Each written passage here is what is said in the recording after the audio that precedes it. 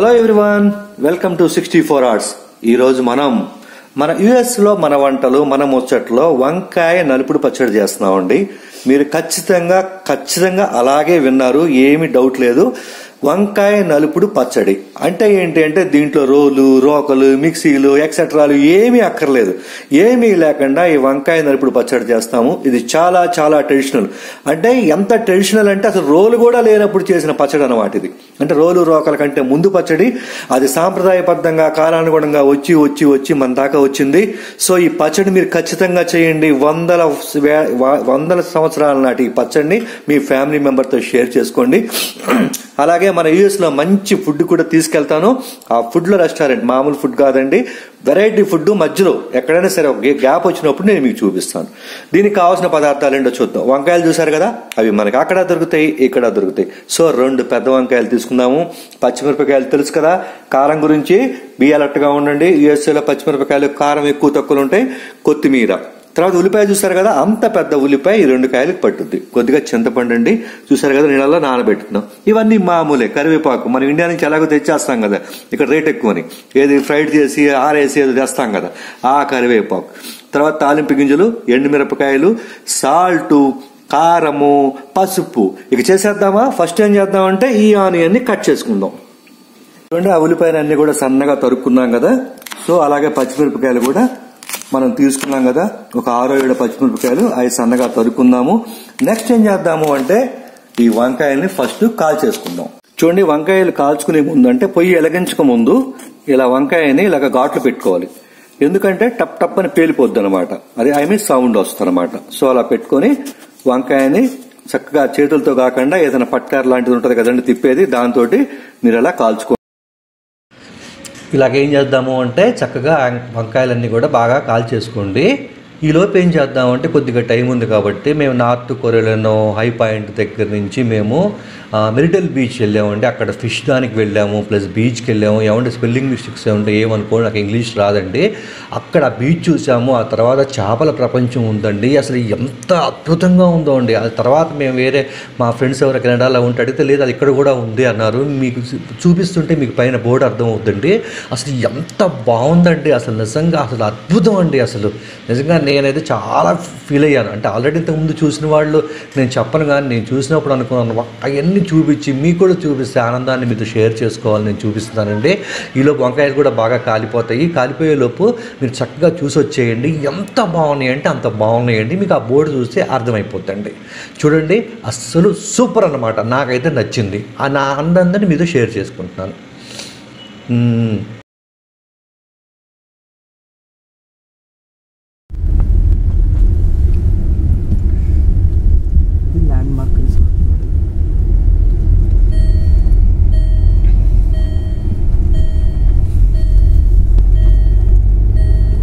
ఇదంతా beach road.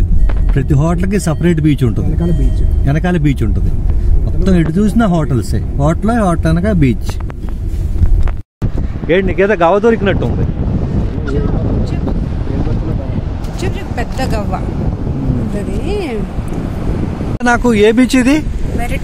మెరిటలా? మెరిటల్ beach. చూడండి, మెరిటల్ బీచ్ లాస్ట్ లో ఇది మెరిటల్ బీచ్.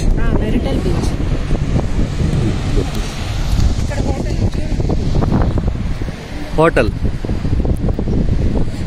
వ్యూ చూపిస్తాను, చూడండి ఒకసారి.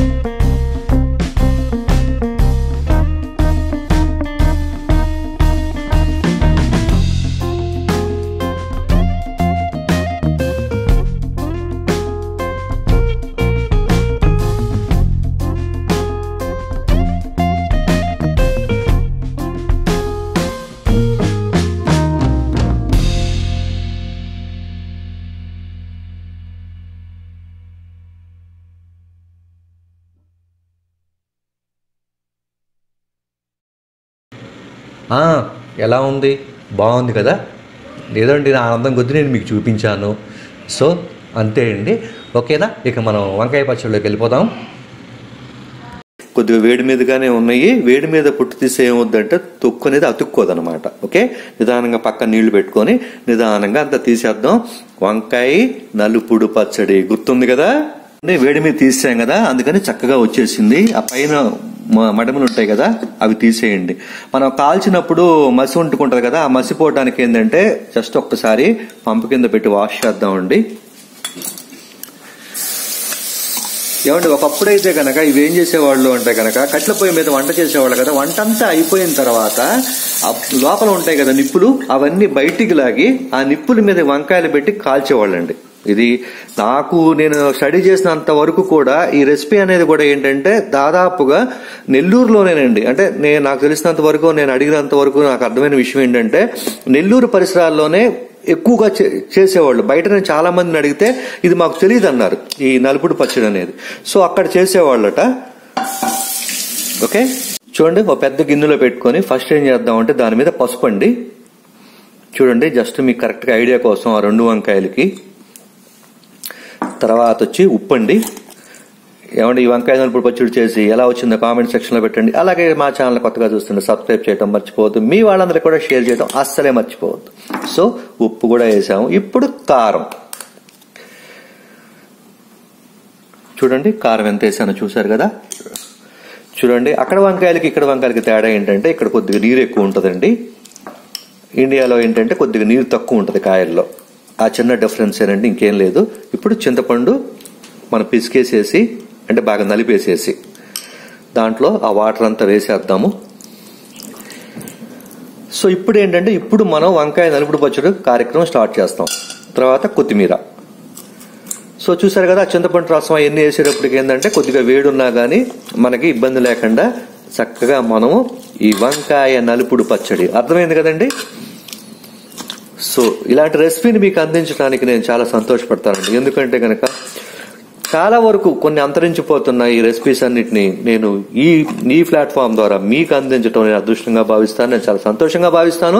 అట్లాగే ఇది మీరు కూడా చెయ్యండి, మీ తెలిసిన వాళ్ళందరికీ కూడా నేర్పించండి.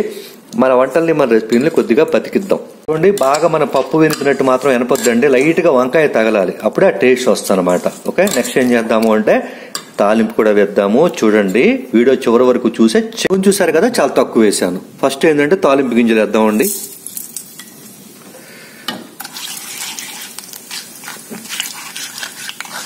నెక్స్ట్ ఏం చేద్దాము, ఆ ఎండుమిరపకాయలు, కరివేపాకు వేసేద్దాం.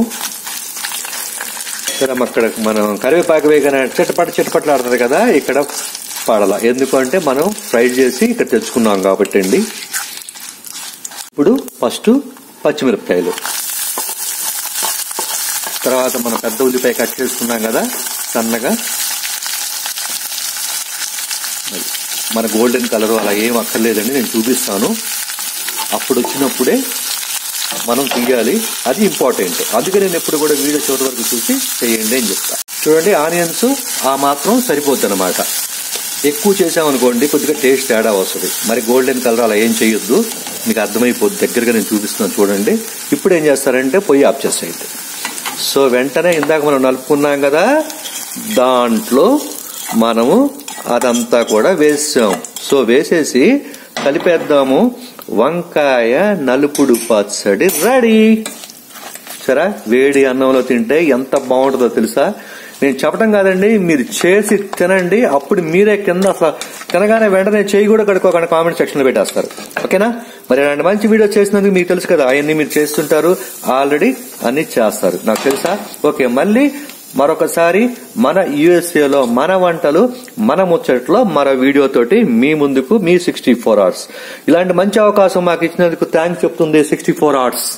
చూడండి, ఈ చల్లటి వాతావరణంలో మధ్యాహ్నం 12 గంటలకి ఇలాంటి వాతావరణంలో ఇలాంటి పచ్చడి అసలు ఎట్లా ఉన్నా కూడా ఈ చలిలో ఈ వాతావరణంలో సూపర్ గా ఉంటదండి.